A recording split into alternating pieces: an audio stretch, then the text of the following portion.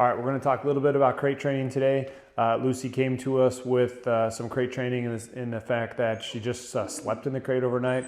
But as I go to put her in and out of the crate, she's like a cat going into water. Everything from putting all of her legs out, tucking around the edge of it, putting her chin around the end of it. If I got her in, she would try to run right back out. It'd be nice as she grows up that she could just kind of go calmly into a crate. We want it to be comfortable getting into different crates or kennels and not have to lose its mind. It's really important that the dog gets comfortable getting into different types of crates in different locations. A couple tips here.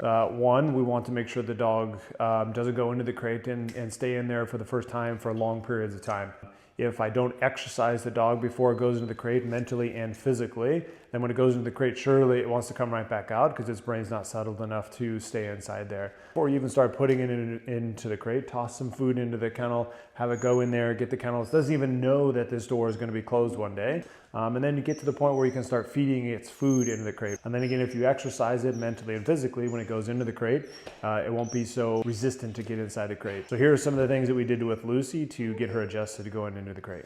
Okay, as always, we got a portion or all of Lucy's food here. And so we're going to use her food as a way to motivate her to get into the kennel. So I'm going to start with luring her towards it, marking, and then rewarding. I'm just going to keep doing this until she's comfortable going all the way in.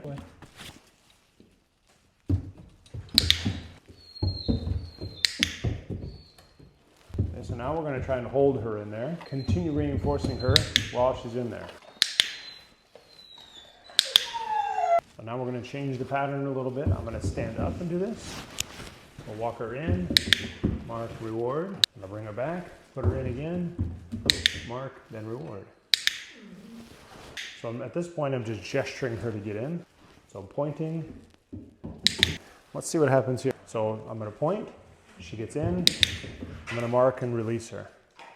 She gets in, she hears her marker, then I release her. Waiting, nice. She just gets in on her own now from the pattern that we created. So she's not hearing her marker until she's all the way in or on the platform like that.